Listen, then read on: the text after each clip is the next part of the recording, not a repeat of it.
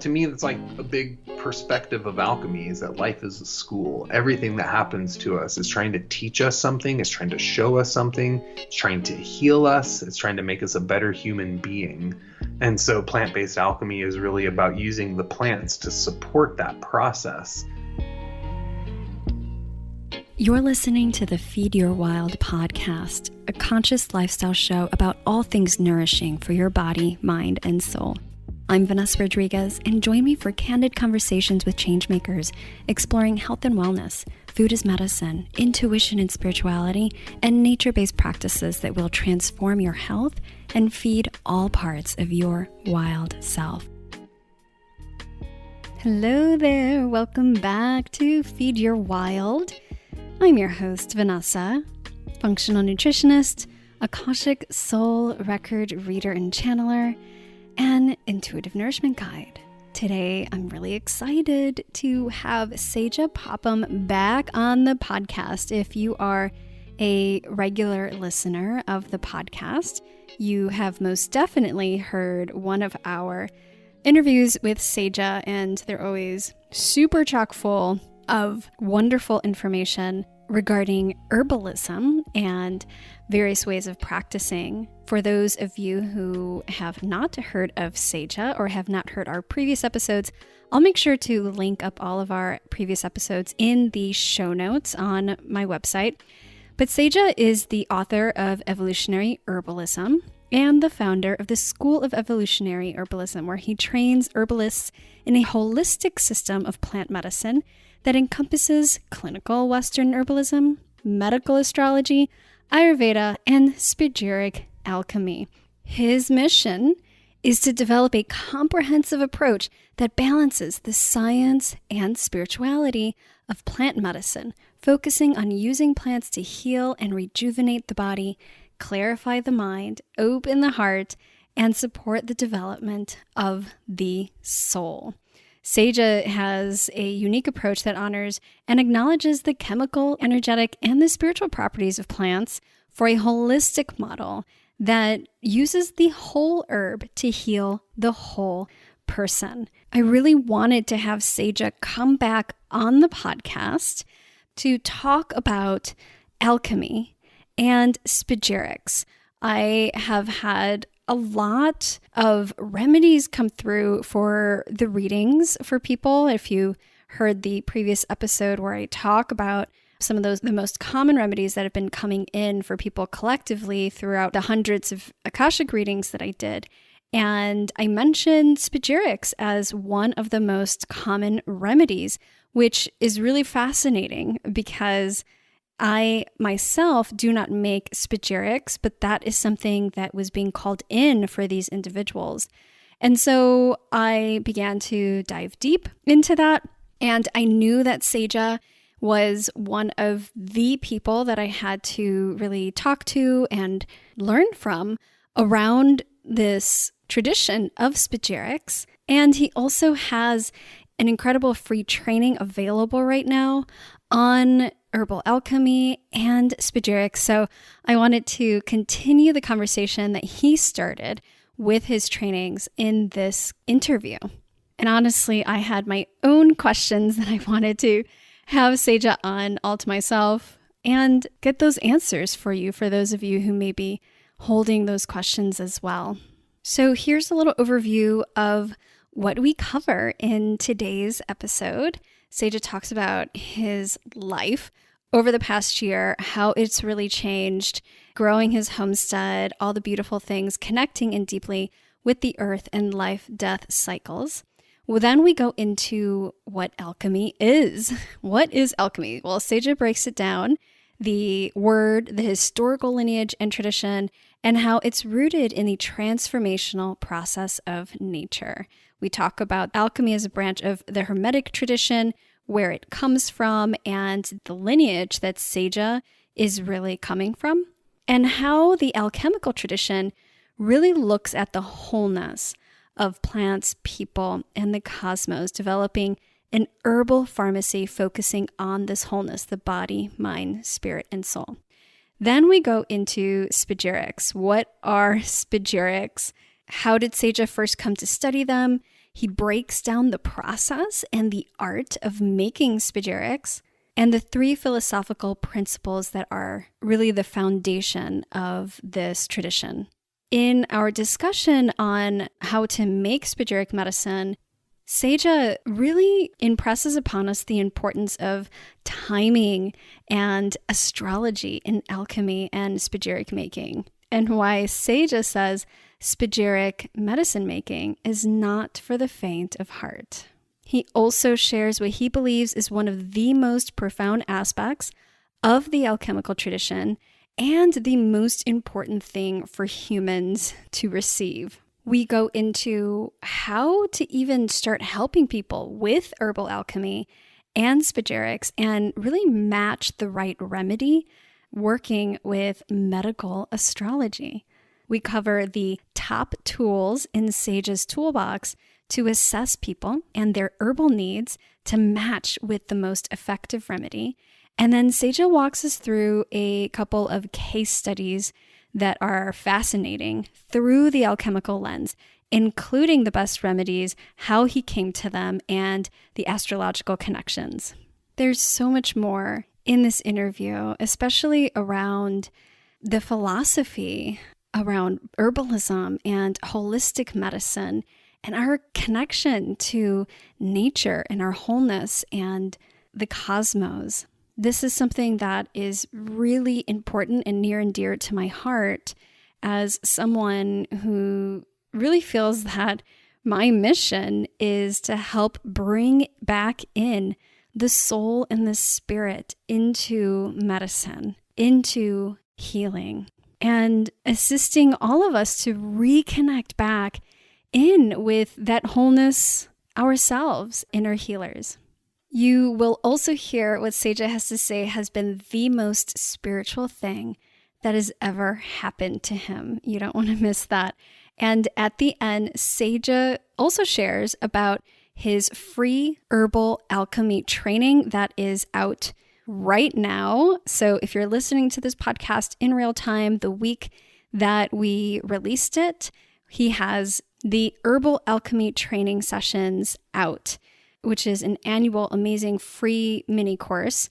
And there are 3 in-depth online workshops, plus an extensive PDF guidebook where he goes deeper into these topics of alchemy and spagyric herbal extracts and all that goodness. As you'll hear in this episode, I'm totally blown away by how much information and amazing content there is in these training sessions. He doesn't hold back, and it's free. So you'll hear more from Sajah in this interview. And if you are interested, I have all the links in the show notes for you. For the Herbal Alchemy training sessions, you can just go to wildlyrooted.com/herbal alchemy. And I encourage you to please stay to the very, very end, because I also have a special announcement where I am collaborating with their alchemical herbalism program and offering a super sweet bonus that's totally exclusive to you listening. So if you're interested in all of this after the interview, you want to dive deeper, stay tuned to the end to hear about how you can do that and access some special exclusive bonuses from yours truly.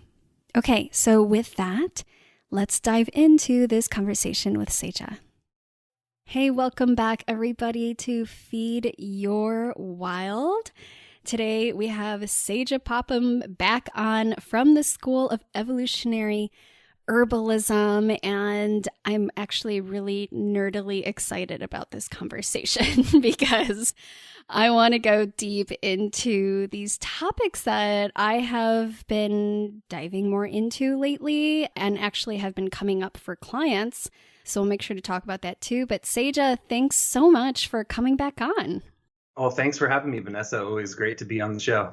Well, it has been 1 year, although I feel like these are warp years or something. You know, the past couple of years, like they're weird years. So I'm curious. It's been a year, 2020, since our last conversation. A lot has shifted in the world, and I was just curious what's new in your life, what's been going on, anything interesting since the last time we spoke?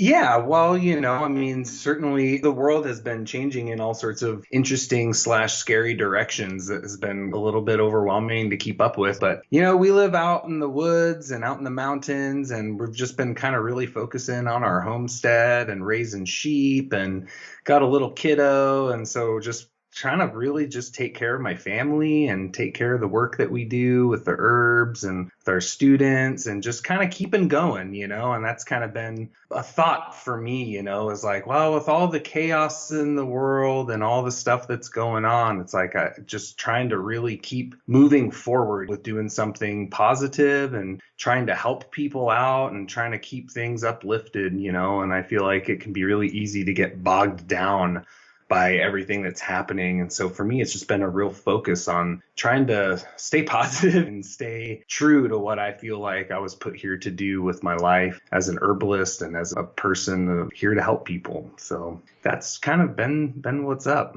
Yeah, I hear you. I feel that's so important to have something to root back to, like why we are here, to help us remember, because I feel that so much of us, myself included, and I don't even have a TV or watch TV, but I feel like I do go onto social media and there's just so much that can sway us out of our center.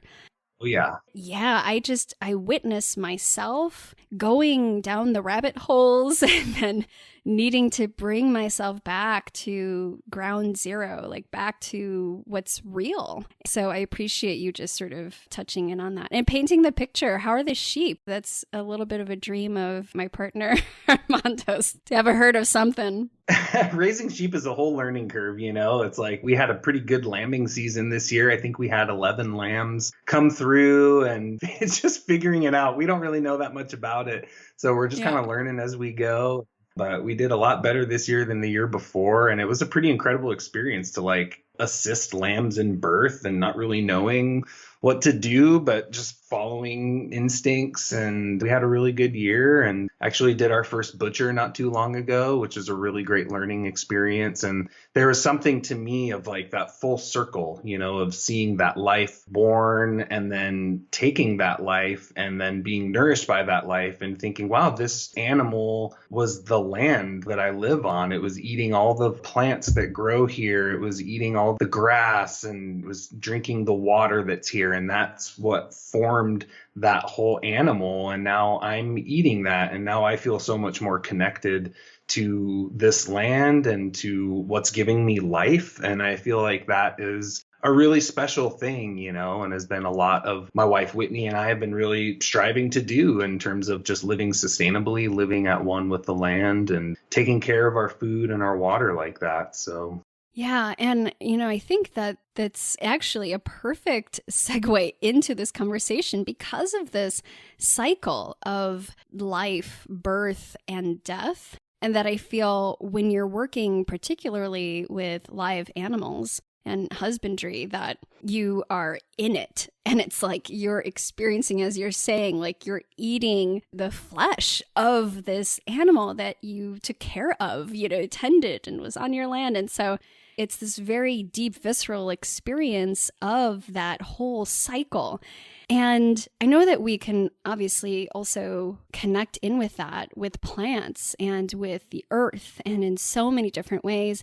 And I also feel that to get meta right away, like we're just diving right in, but on a larger scale, this collective journey that we're on, which really feels like this death rebirth process.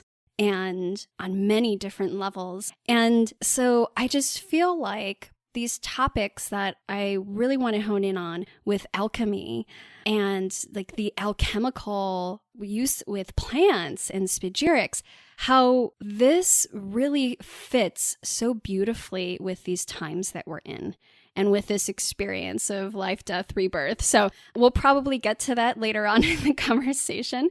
But you just sort of really provoked that sense, that cycle, that circle of life as it relates to this.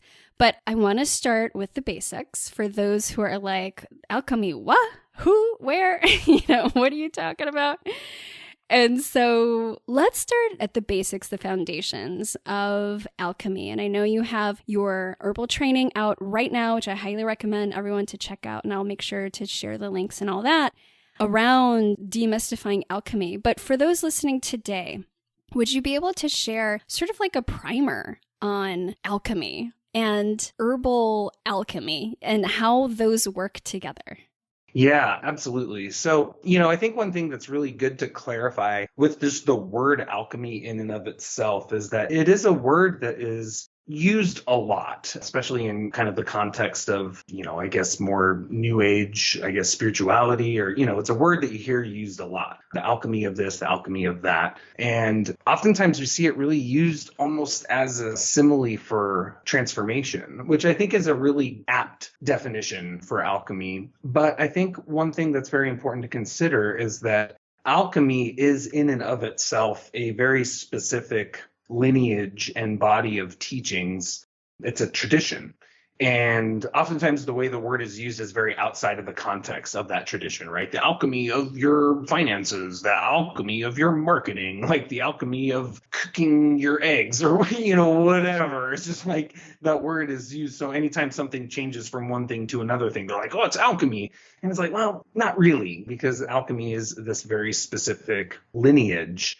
And so on kind of a big picture scale, the way that I like to think of what alchemy is and where the tradition is rooted is really in studying the transformational processes of nature. So as you were talking about, the birth and death and rebirth as being that cycle of life. And this is why oftentimes a symbol that pops up in the lineage quite a bit is the Ouroboros, the snake eating its own tail, as that circle of life and that symbol of regeneration. And so the body of knowledge that is alchemy is a branch of the Hermetic traditions, which really are all about looking at nature and how nature transforms, thinking of the turning of the seasons, thinking of the life cycle of a plant, thinking of the way the sun and the moon and the stars move through the sky, the way that we as humans transform through our life, and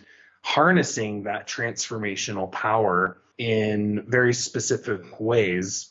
And in the context of practical laboratory alchemy, it is in the process of crafting medicines. So we're really looking at taking, in our instances here, a medicinal plant and moving it through a very specific process that is taking that plant through this kind of life and death process and rebirthing it into a new form, one that is concentrating the physical properties of the plant, the chemistry, all of the medicinal properties, as well as the energetics of the plant, its warming and cooling and moistening and drying properties, as well as the spiritual properties of the plant. And this is one of the aspects of herbal alchemy that I found to be very intriguing, because in my journey into herbal medicine, I always saw a lot of separation, where we use kind of this approach if we're treating the body or the organ systems, and this type of remedy, maybe a tea or a tincture. But if you want to work on more of like the psycho-spiritual level, then or kind of use a different model, a different approach, and even a different type of medicine, like a flower essence. And for some reason, that always really bothered me, because I always see things as a unity, that we as a human being are a unity unto ourselves, that our body is not separate from our mind. It's not separate from our emotions. It's not separate from our spirit, that we are one being, and there's only one of us, right?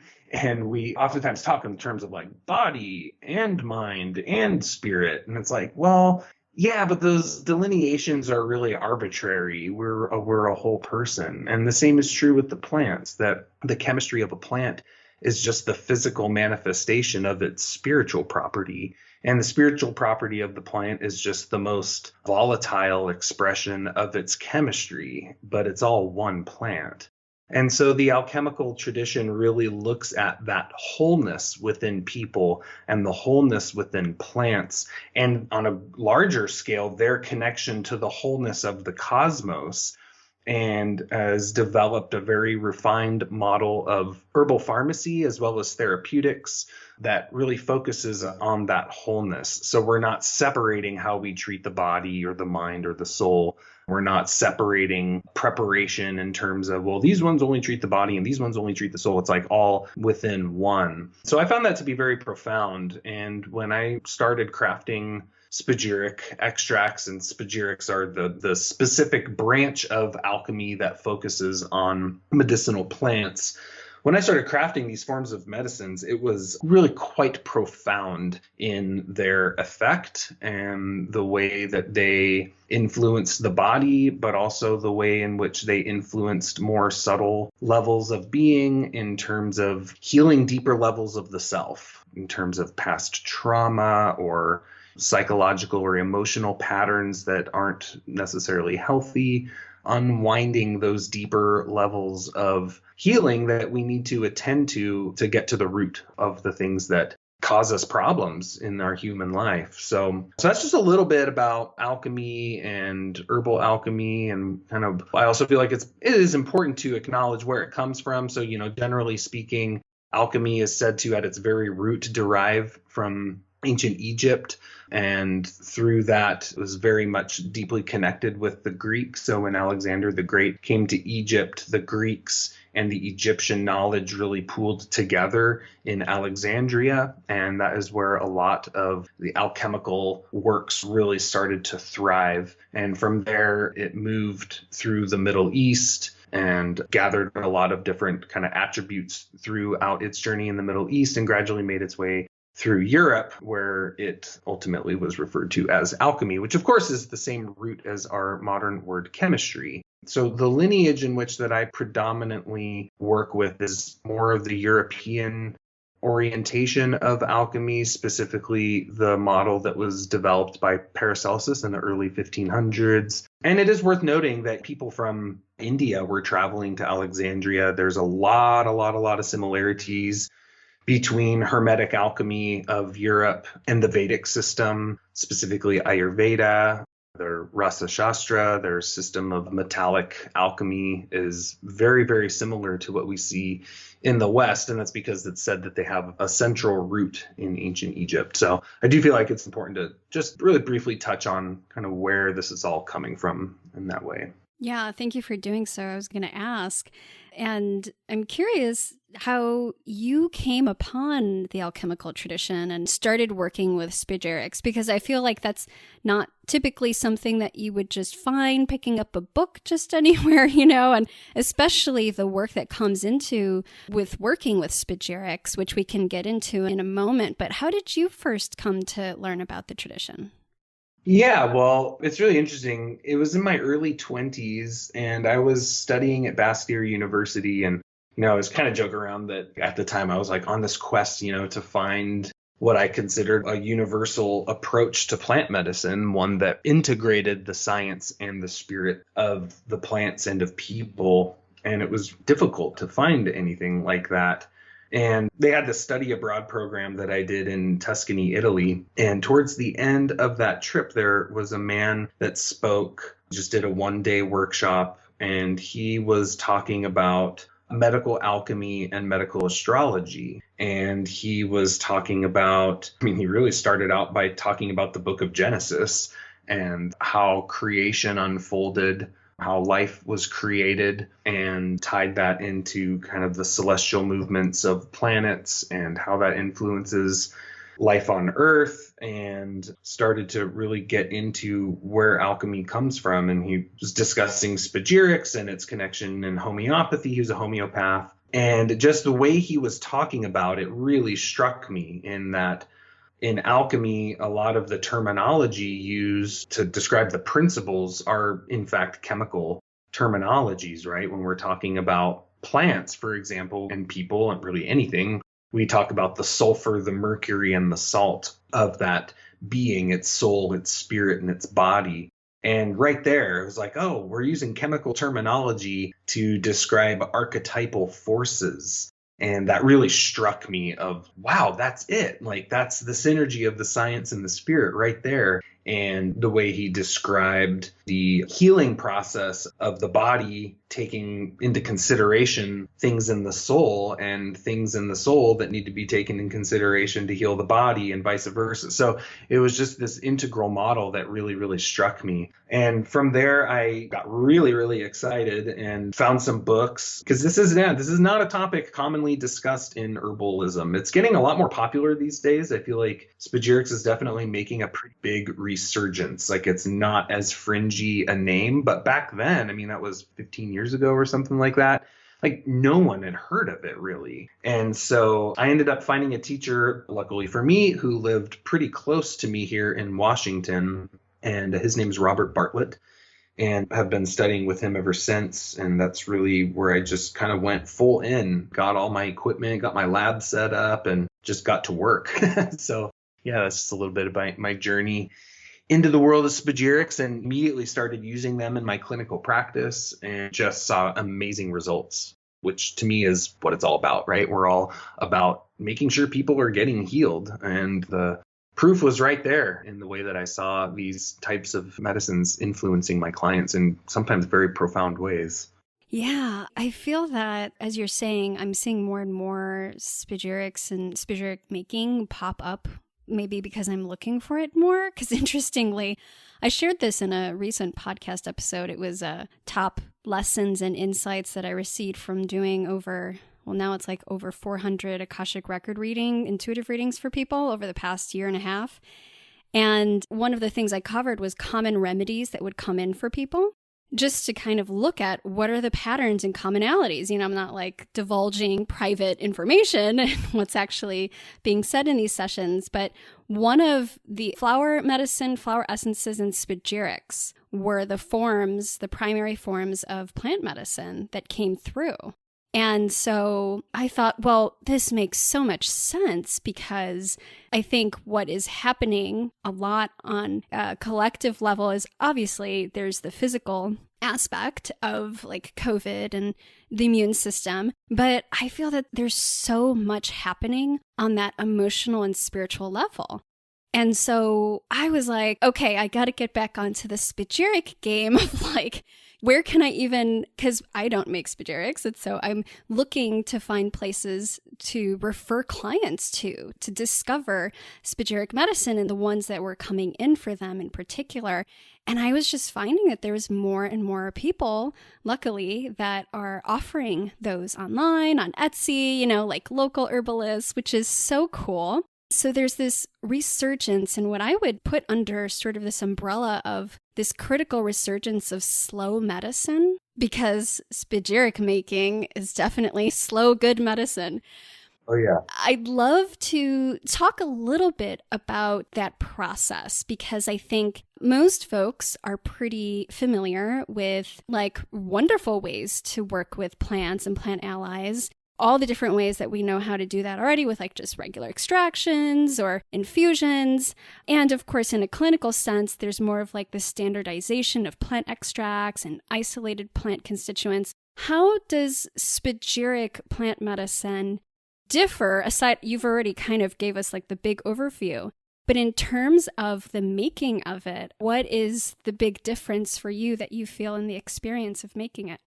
Yeah, totally. So there's two sides to it. So there's the very practical aspect of how they are prepared in terms of actually combining multiple different forms of extraction in a single process. So, we all know about essential oils or distillation of plants, and we know about making a tincture of plants. We know about fermenting plants. But a lot of times all those processes are separate and kind of seen as their own individual form of medicine. What's cool about Spagyrics is that it combines many of those into a singular process that actually extracts the wholeness of the plant. And then the other side of it is more the subtle aspects of preparing Spagyrics, where there are certain practices that are done in order to concentrate more of the archetypal components of the plant, or what I refer to as the energetic architecture of the plant, that plant's relationship to the fundamental archetypal forces of life. And in the hermetic system that really is exemplified by the planets and by the elements. And so there's certain ways that those plant has a certain element and planet that is associated with it, or really that plant is an embodiment of those archetypal forces. And so there's ways that that plant is then worked with in order to concentrate those archetypes within the final medicine. So I'll touch on each of those a little bit here, but I think before I dig into the specifics of the process, it is very important to understand kind of the high level theory real quick. So as I mentioned earlier, everything in nature, according to alchemy, is composed of these three philosophical principles, which are sulfur, mercury, and salt. So sulfur is equated to the soul, mercury to the spirit, and salt to the body. And in plants specifically, these three principles have physical manifestations. And so the soul or the sulfur of the plant is said to be embodied within the essential oils. These are typically very small amounts within a plant. They're the most volatile part of the plant, meaning that when you burn the plant or when you submit it to distillation, it's the first part of the plant to be released. So they say that if you take a plant and place it in a distillation vessel and boil it, that sulfur is the first thing to come off. And it's like you're releasing the soul of the plant from its body and capturing it in the distillation apparatus. And so the sulfur is that you're capturing the soul of the plant in the sulfur and in the essential oils.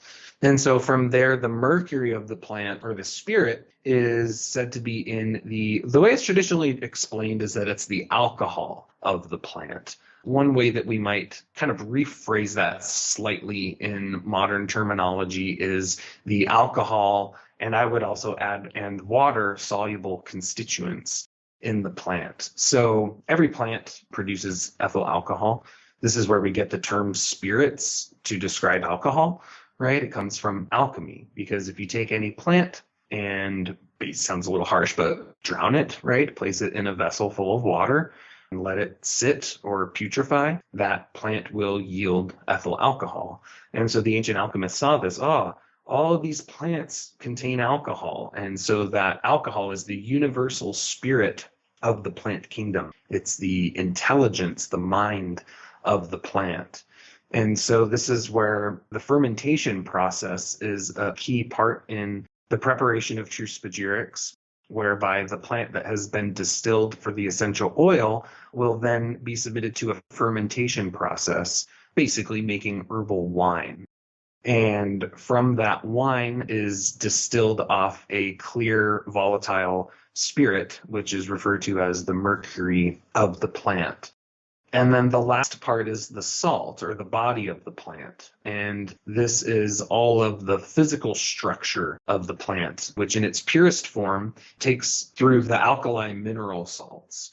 So essentially the way those are achieved is through taking that same plant that was fermented and distilled and burning it down to an ash. And that ash is gone through a pretty, depending on the herb, sometimes very extensive process of grinding and burning and reducing the particle size until you get a very pure, white, smooth, soft ash that contains all of those alkali minerals. And then from there, those water-soluble minerals are those that are extracted. And so that's done by basically washing that ash clean, evaporating the water until you just get those crystalline mineral salts. So that is the purified salt of the plant. And so this is what we would refer to as kind of like the anatomy of a plant through the spagyric processes, whereby you separate and purify the sulfur, the mercury, and the salt. And that's the spagyrics really means to separate and recombine, or to separate and to reawaken.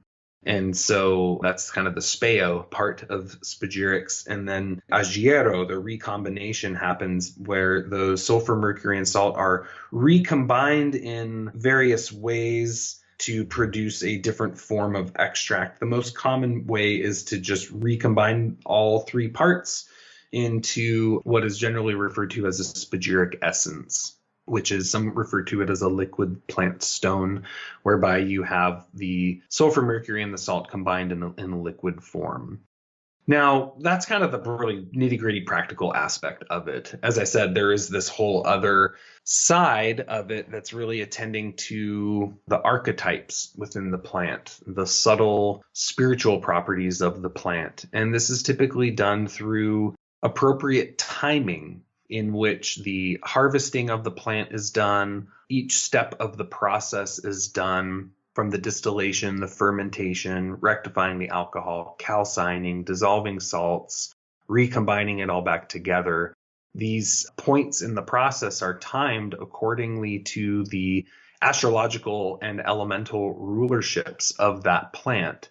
So we have 7 days of the week, 7 planets and the inner planetary bodies. And then each day follows a certain planetary cycle based on hours. So a lot of people are really familiar with like Chinese medicine. They've got their certain times of the day ruled by, metal or wood or water and things like that. Ayurveda has that too, where they say, oh, this time of day is governed by Vata or Kapha or Pitta. Well, in the West, we have the same thing. It's just a little bit more, I would say, refined, in that it is divided into planetary hours based on those 7 planets.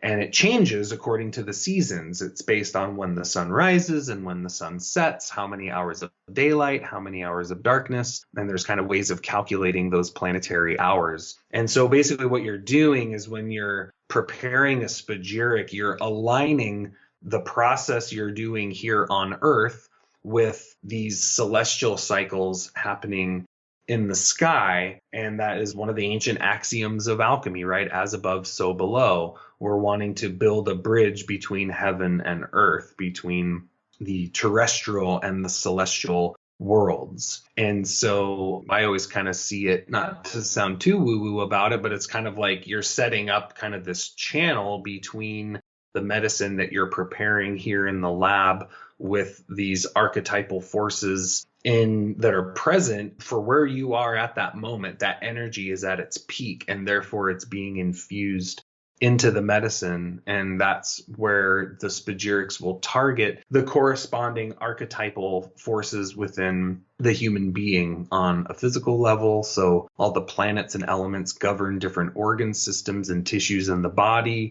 They govern certain psychological and emotional processes, and they govern specific, life lessons that we need to learn in order for our soul to evolve, to learn, to grow, to heal. And so to me, this is one of the powerful attributes of spagyric medicines, is that they, again, are concentrating the chemical, the energetic, and the spiritual properties of the plant into a single extract, because they contain the salt, the mercury, and the sulfur of the herb, and therefore work on the salt, sulfur, and mercury of the person. And so that is a very important aspect of spagyrics. And my teacher says that without knowledge of astrology, a true spagyric medicine cannot be prepared. Spagyrics are much more than just putting plant ash in a tincture.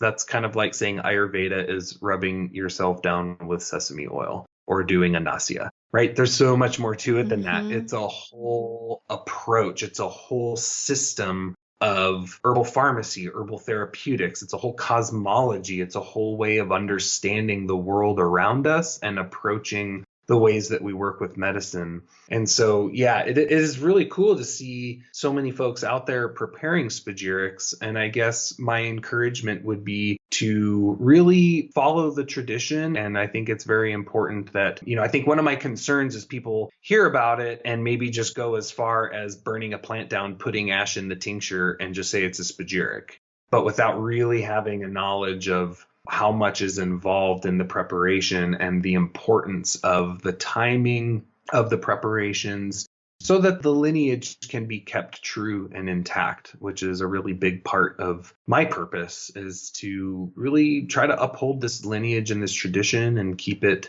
alive and keep it well, so those medicines can really get out there and help people in the way that they magically and powerfully do when prepared accordingly. So that's a little bit about, some of the processes of creating spagyrics. There's many different forms of spagyrics. That's kind of the basic approach to it with the three principles, but there are other forms of spagyrics that kind of do different things and are prepared in different ways. But three principles is kind of the best place to start.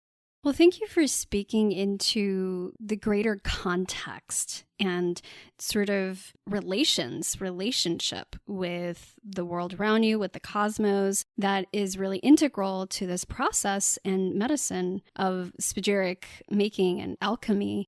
I also feel like, these are traditions coming from a time when so many folks were like plugged into the cosmos and astrology much more than we are today. Although it's interesting because I feel like astrology is making a huge comeback, right? Like, especially the fact that you see it in general, like on regular newspapers and publications and things like that, I think is a sign of the times. These practices were also originated and were really worked with at times when people like gardened by the astrological seasons, right? Like, I feel like they had more knowledge of that. So for folks who are feeling kind of like, whoa, well, this seems like I need to know a lot in order to dive into this process. So I think there's also anxiety around just the sense of time. And as people are hearing this, they're probably thinking, oh man, well, how much time does it actually take to make a spagyric essence, right? So both the potential worry or overwhelm of, I need to know astrology, I need to know all this information, and how much time is it going to take? Would you be able to just sort of speak into that a little bit for people who are actually genuinely interested in diving into this? Yeah, definitely. Before I do that, I wanted to touch on a little something that you mentioned earlier on there, in that, yes, these systems and practices were developed in a time where people had a very different relationship to the natural world. And I think one of the most important things about alchemy, and I think one of the biggest risk isn't the right word, but it's the only word I can think of, so I'll just say it. Risk is for it to become way too intellectual and heady for people. And I think what's very important is that it's about experience. It's about your heart. It's about not just having your knowledge of planets and astrology be what you read in books, but that you have a feeling of it, right? That the ancients, they didn't consult the stars by going online, obviously, right? No, they looked up into the sky and they felt things. They paid attention. They were aware of what was going on within and without and saw those correlations and had an understanding of that. And I think that's one of the powerful things about alchemy is that when you prepare a spagyric essence of a plant like nettles that has a very strong Mars influence and you start working with it, you feel Mars, right? Mars comes up in your life. Your mind starts being attuned to Mars. Your emotions become attuned to Mars. Your dreams become attuned to Mars. Your body becomes attuned to Mars. Everything that you're experiencing is kind of filtering through that archetypal lens. And now you have an experiential understanding of that planetary body that is much more powerful than reading about it in a book. And that's the way I always like to encourage herbalists as well, is don't have all of your knowledge of a plant be based on what you read in a book or what someone tells you. Go to the plant, sit with the plant, take the plant, feel it, experience it, and understand it by having a relationship to it. And I think that's a much more powerful approach to learning these types of things that I think is very easy for us to forget and overlook in our modern technologically driven, information driven age where there's just so much. There's so much. It's super overwhelming.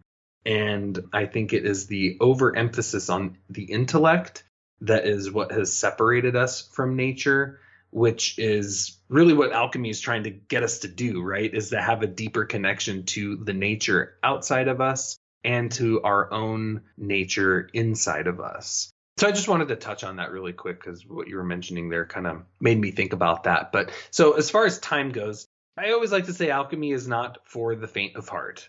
This is not one of those things that you just kind of like dabble in. It's kind of you're really into it and go for it, or you leave it alone. And I think that's important, that it's like anything that is complex and very deep, and there's a lot to learn and understand. But it really, to me, it's like a part of your life path. It's not really just something that you kind of play around with or dabble with. I mean, obviously, if you're like, yeah, I'm curious about that, then yeah, look into it. And then maybe you're like, whoa, not for me, too much. But I think this tradition speaks to certain people, and the people that are into it tend to get pretty into it. But it is time consuming. I would say on average, if you're really on top of the processes, a single spagyric essence can take you a couple of months to prepare. It's a lot of grinding and firing. Your fermentation will take 4 to 6 weeks oftentimes. It's good to make sure that you're lining things up accordingly to astrological cycles. So it can take a little bit of time, but usually that shouldn't be stressful for people, because it's like you want to learn it and you want to experience it. And so it's usually fun, I think, for most people that really get into it. And while there is a lot to learn and understand about it, it all works in stages and levels. There's kind of like little graduations that you make as you engage in the work. So, you start with like the way I was taught is, they say that there's 2 aspects of alchemy. There's theory and there's practice, and you have to have both. So you have to have an understanding of the overarching philosophical concepts of the tradition to understand the core principles, the cosmology, the way we look at the world and nature. You have to understand kind of the processes, and then you have to put it into action too. So you have to, actually get out there and harvest the plants. You got to get in there and fill up a still and run a distillation. One without the other is missing an important piece of the equation, where if you have all theory and no practice, then it's just all in the head and you're not really doing anything with it. But if it's all practice and no theory, then you're just kind of bumbling around in the lab and maybe don't have a deeper understanding of what you're really doing. And so theory and practice go hand in hand, and I find they always have to be balanced. Sometimes you'll be doing a lot of lab work, and then it's like, oh, time to go back to, and it's like they always say theory. I don't really like the word theory, I kind of think of it more as coming down to the connection with nature, and we have to return to nature. I think the way a lot of people probably consider that aspect of theory, quote unquote, is hitting the books and reading more and studying more. And I think that's great. And I think it's good to hear what other people have to say about it. I definitely do that. But I also think the other side of it is taking what you learn in the books, taking what you learn in the lab, and paying attention to what's going on in the natural world.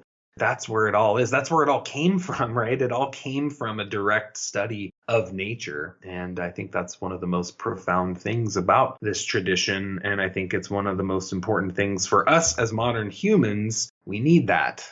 We need our connection to nature. We have to get that, especially in just a world driven by technology, and everyone's glued to their phones and social media, and all these things are separating us further and further and further from nature. And that's the part of it that to me gets a little bit scary.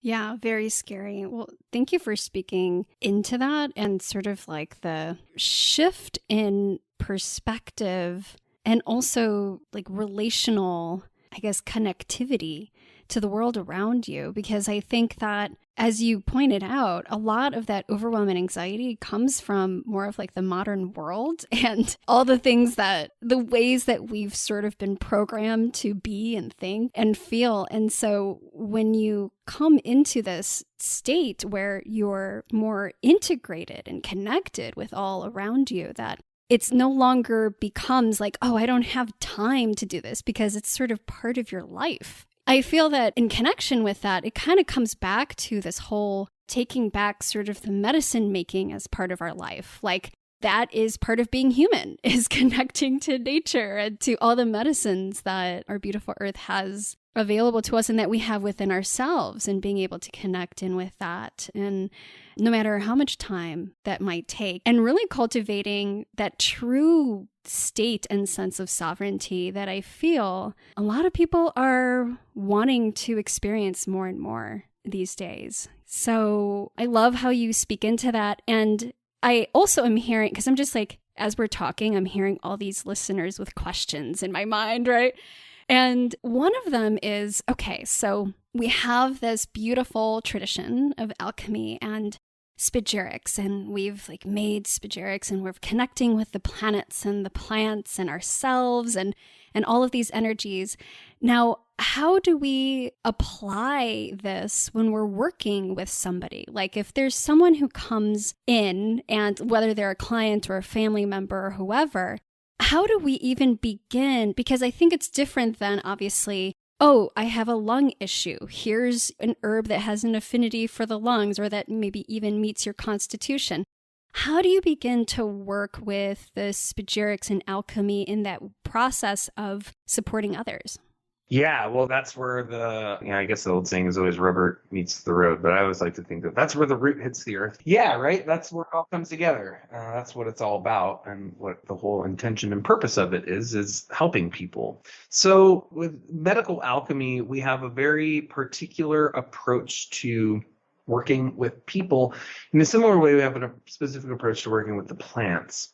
And again, the astrological side of things comes very much so into play here. So medical astrology is really where kind of the whole therapeutic system lies for applying spagyric medicines. Because one of the things that I found was that kind of the standard approaches to herbalism and clinical herbalism, for some reason, didn't really feel like it always applied to how the spagyrics worked. Like they still worked, right? If I just used my basic herbal consultation and clinical skills to administer a remedy, it would still work. But if we want to reach the full benefit and really find the very specific remedy that's like the perfectly indicated remedy or remedies for that person, kind of have to be able to work with it on a different level. And that's where the astrology comes in. Because the cool thing about medical astrology is that you can pull up someone's chart,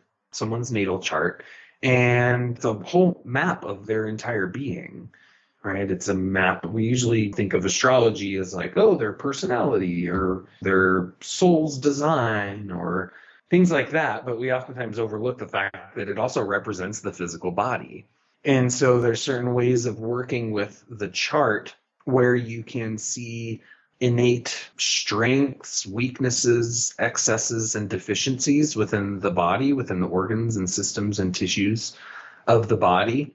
We can see particular predispositions for disease or health conditions that maybe they don't have now, but they might be predisposed to and develop later on. And so it gives a lot of insights into preventative approaches for medicine, right? So say, for example, maybe someone has a really challenging aspect to Leo and the sun with like maybe some challenging planets that create, like Saturn, for example, classically kind of restricts the flow of the vital force and can create blockages and things like that. When it's in a hard aspect to Leo and the sun, that might be the circulatory system in the heart. So maybe you see something in the chart that goes, whoa, and obviously you wouldn't say someone, oh, look at that, you might have a heart attack. It's like you never say that, but you might see a predisposition there. And maybe you want to recommend that they start working with herbs to help protect their heart. So there's ways of using the chart to see what might be potentially coming down the line for them, but also ways of using the chart to see what's happening right in front of them, what they're experiencing here and now, to just give you insights into what root causes might be happening there. And one of the things that I have found to be really profound about the medical astrology side of things is that it allows you to see the connection between the physical disease, ailment, symptom, and how that might be connected to something that is present in their psychology. How it might be present in some sort of life lesson that their soul needs to learn in order to further its growth and evolution. And so when you can see that, it gives you insights into other things that that person can do, perhaps adjusting their lifestyle, perhaps working with remedies that will work on that level as well. And so I like it because it's a very holistic approach. And so generally, if someone comes to you with a problem, you're usually looking at, okay, what are the archetypes associated with this problem, right? So maybe they got a lot of heat and inflammation and irritation. Well, we're going to look to Mars as the really inflammatory kind of planet. Maybe they got problems with their kidneys. All right, we want to look at Libra and Venus, as these are the archetypes associated with the kidneys. And so you're kind of translating the parts of the body to the astrological rulerships. And then when you have your herbs kind of classified and organized according to their archetypal rulerships, it makes matching the remedy to the archetype to the person much more accessible and applicable. So I find it to be a really useful approach for working with people. And honestly, it ends up bringing me to remedies that I probably wouldn't have considered using in, I guess, a more conventional approach to clinical herbalism, just because that astrological lens, it shifts the way you see the person, and then therefore it shifts what your therapeutic strategy would be, which I think is pretty neat. And as herbalists, really, we need all the help we can get to figure out what's going on, right? Because most clinical herbalists or community herbalists are not necessarily getting blood work done or hormonal tests done, or they're not getting the super fancy modern medical testing and things like that done. So as herbalists, we need as many tools for holistically evaluating our clients as we can.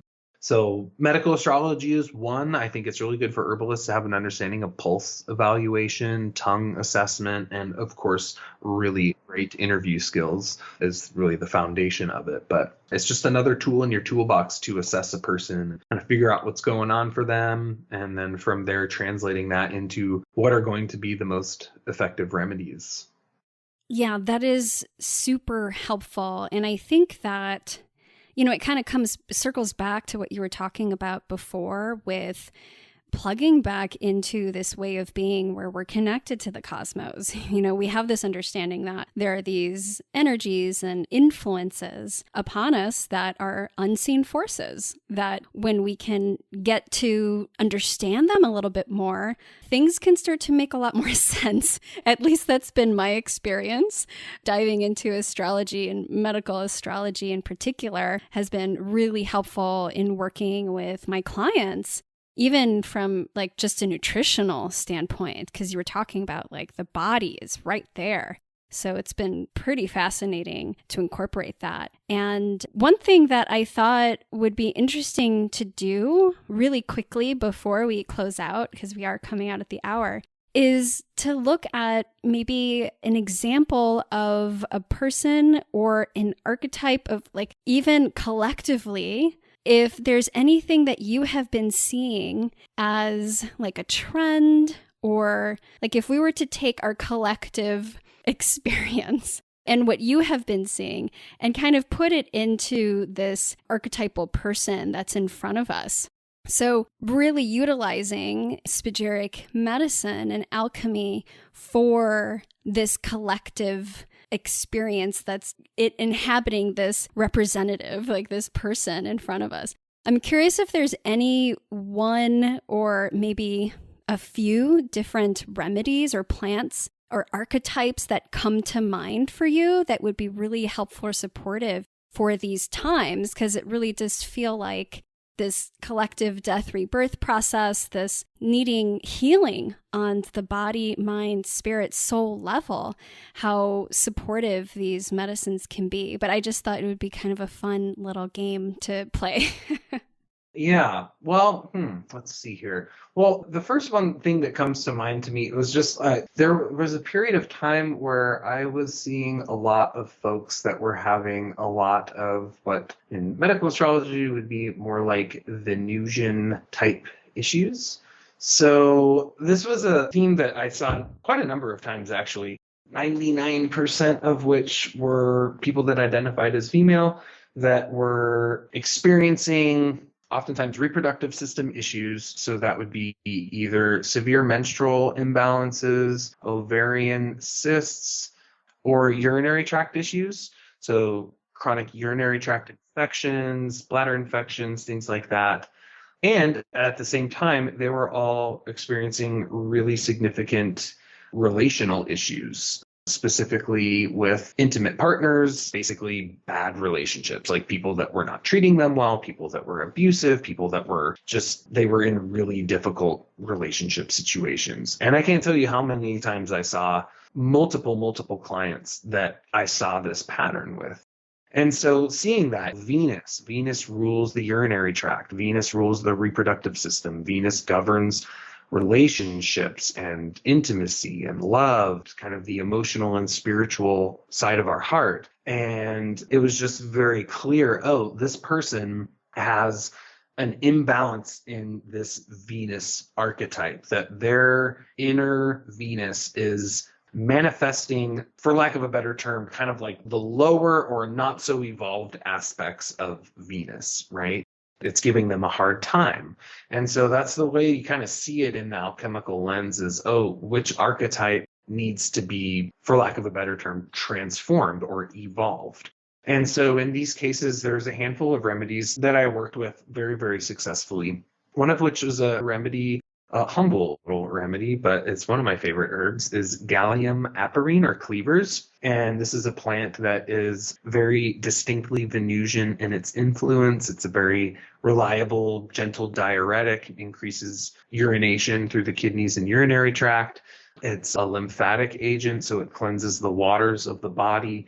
It really works on that water element and Venus archetype. It's a kind of a sticky, clingy plant. So it's kind of the way the plant grows is based on its relationship, right, to the plants and its surroundings, to its community. A very Venusian type thing. It clings on to things. It holds on to things. And one of the patterns that I found in people that cleavers worked really well with is that there was a difficulty in letting go. There was attachments. They were holding on to things, emotionally holding on to things. They couldn't let it go. Even if someone was really bad and toxic for them, like abusive boyfriend or something, they would still hold on to it, right? They were clinging on to it.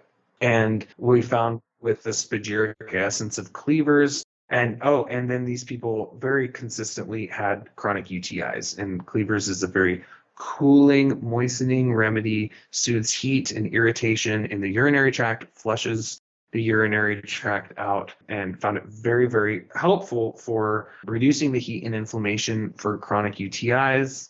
I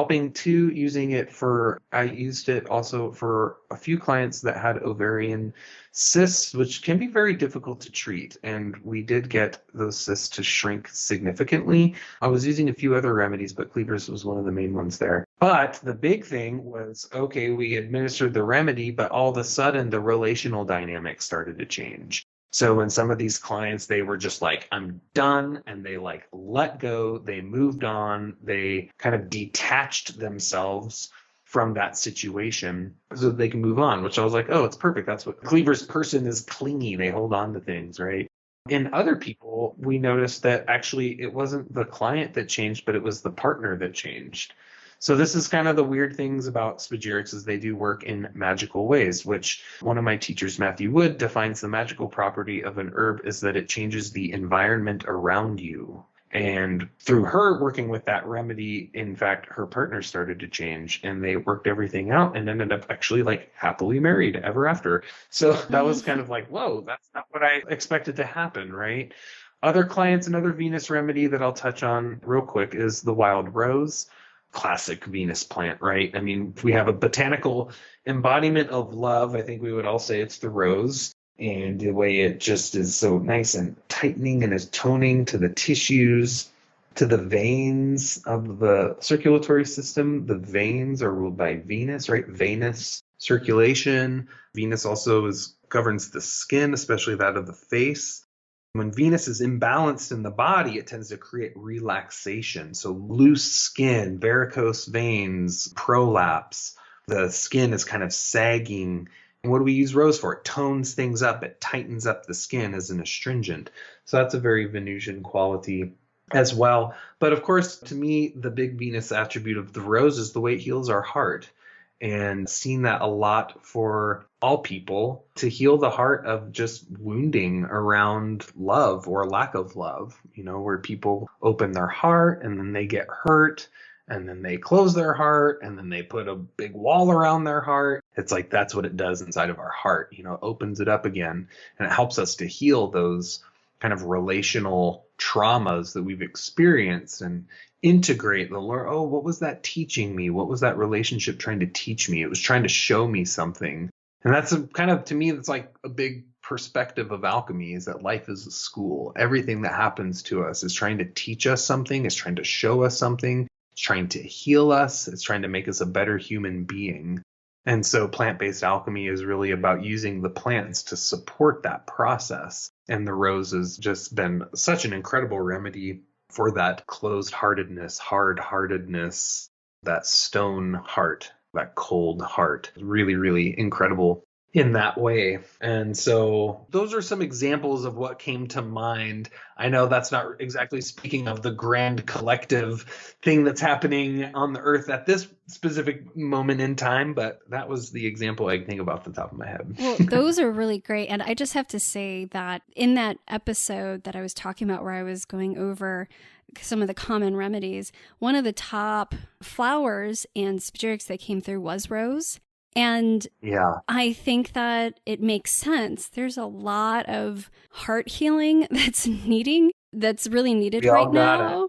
Right? And on so many levels, and including what we're seeing sort of physically happening with the cardiovascular system, the blood and the heart and all that with COVID. So I think it's just really fascinating. And I'm excited for people to dive in and learn more. There's like so much more beyond. It's hard to contain in an hour-long interview with Sajah, right? Oh, yeah. And that's why I imagine you created this 3-part workshop series where each part is well over an hour. Like, you provide so much in this herbal alchemy training sessions. Do you want to speak to those quickly for anybody who might be interested in diving deeper? Sure. Yeah. So at the point of this being published, in the midst of our herbal alchemy training sessions, it's just a 3-part workshop series that we offer around this time of year, sharing some more in-depth teachings around the tradition of herbal alchemy and how you can start to integrate and implement some of these practices into your work with medicinal plants. And yeah, really going into the lab and kind of showing you some of the processes there, how it all works together, how alchemy enhances your work with medicinal plants. And yeah, there's a lot in there. We've got I think a 50+ page workbook that you can download. Lots of good teachings in the videos there. So yeah, and it's free. So check it out. It's amazing. There's so much there. And for anybody who's interested, I created a special link so it's easy for me to say on the audio, which is wildlyrooted.com/herbal alchemy. So plug that in. I'll have the links in the show notes as well. It'll take you to the series, which all classes, I believe, would have been released by now. You go into alchemy, you go into the art of spagyrics, like you said, you go into the lab, and you go into the blueprint of alchemy. So there's so much juiciness there. It's all for free. And I highly recommend, if this interview was piquing your curiosity, to check that out. And with that, Sajah, I got to end with this final question, which I ask every year, but every year is a new year. What is feeding your wild lately, whether that's body, mind, or soul? Well, I think it's watching my son grow up. It's a pretty cool thing. He just turned 1 in July. It's just been so cool to take him outside and just seeing the wonder of a child and how everything they see is new. Everything is the first time they've seen it. Their mind is pure and blank. Their heart is pure. He's just seeing that development and seeing the growth, the vast amount of growth that happens on all levels just in a year is just stunning. And for me, it's been the most profound thing in my life. And I think, it's funny, always considering myself a spiritual person and always interested in the mysteries of the universe and the earth and all the spiritual side of things. And I'm like, man, most spiritual thing that's ever happened to me is becoming a dad because it's real, and it's life, right? That to me is what is spirituality? It's life. And nothing, it's like seeing the life of a child that has come part from you is, I think it's the most profound thing in the world. So that's how I would answer it, which is a very different answer than the way I've answered that question before. And I would say it's actually been it's the most profound one for me. So yeah, there it is. Love it. Yeah, there's a lot of wildness in those little ones too. That Yeah, to say the least. It's like, wow.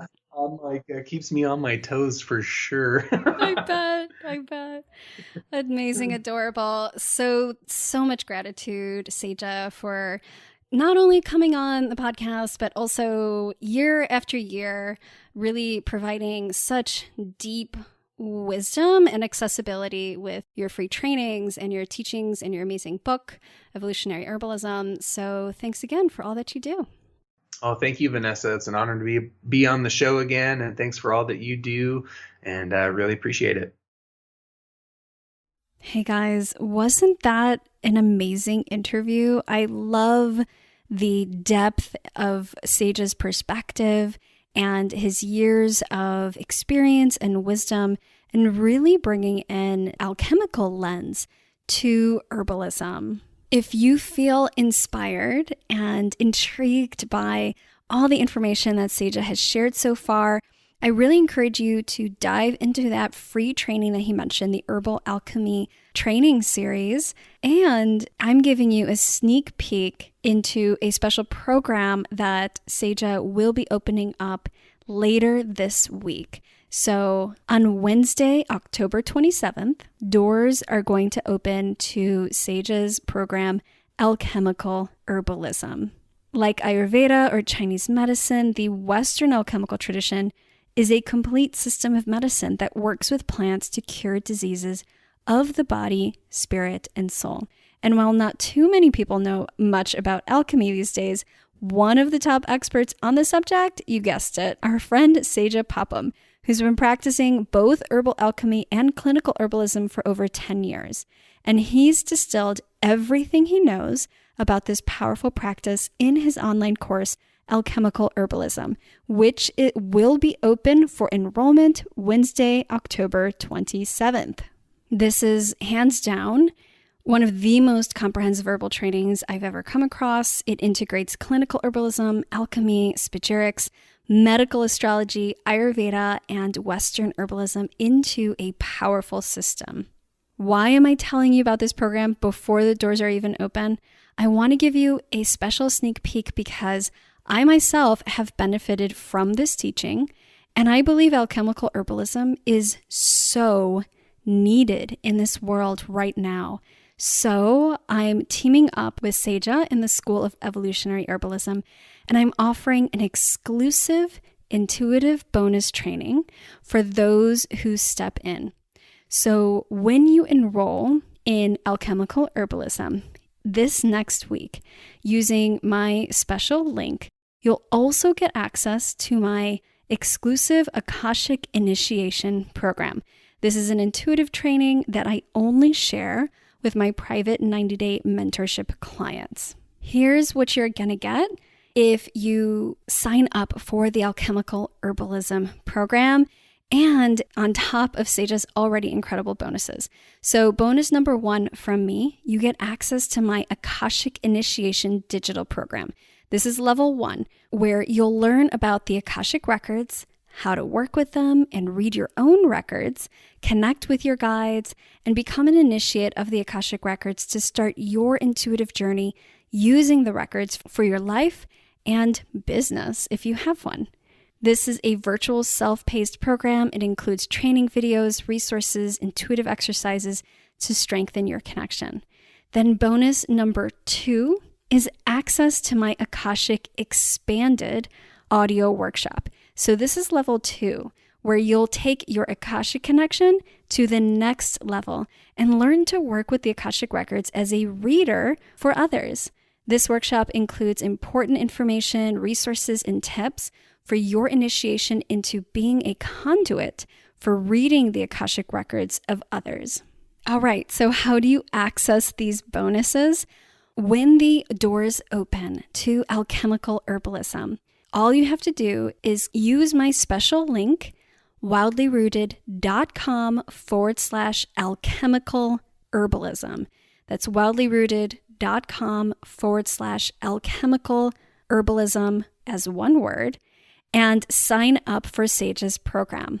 This is how I can track you. I will then receive notice of your enrollment, and after the 30-day trial period of the Alchemical Herbalism program, you will receive an email from me with full access to your bonus Akashic trainings. Now, if you try to click on the link wildlyrooted.com/alchemical herbalism before Wednesday, October 27th, just know it's going to take you to the free Herbal Alchemy trainings that we talked about. So that is not a mistake. Go ahead and sign up for his Herbal Alchemy training anyway, because you are going to get so much from that leading into the program. And then once the doors open on Wednesday, October 27th, that special link, wildlyrooted.com/alchemical herbalism, will take you to the program page where you can read all about it and really tune in to see if this is the most aligned and supportive next step in your journey of healing and working with plants. Of course, if you have any questions at all, you can just reach out to us. Feel free to email me, hello@wildlyrooted.com, or reach out to me on Instagram. My handle is @wildlyrooted. I'm really excited for those of you who are going to join us and step in. And even if you're not, you're going to get so much from Sajah's free Herbal Alchemy training. So with that, thank you so much for listening and being part of this Feed Your Wild collective and community. Have an amazing rest of your week and stay tuned for next time. Be well.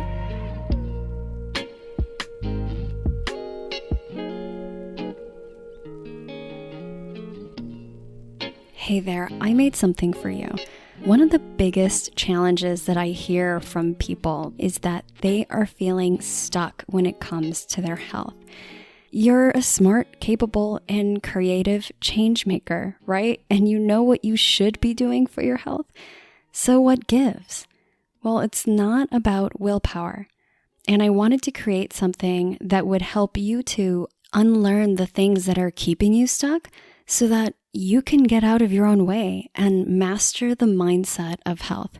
That's why I created Wildly Unstuck, where you'll learn the top 5 things that I have found to sabotage your health goals and what to do about them. You'll learn what it really takes to become committed and unstoppable when it comes to your health goals and find the clarity you've been looking for so you know exactly what to do to get back into alignment. And I made it totally free.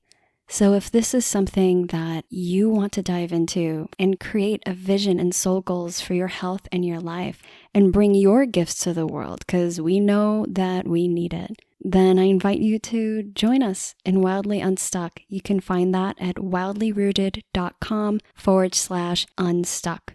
I'll see you on the other side.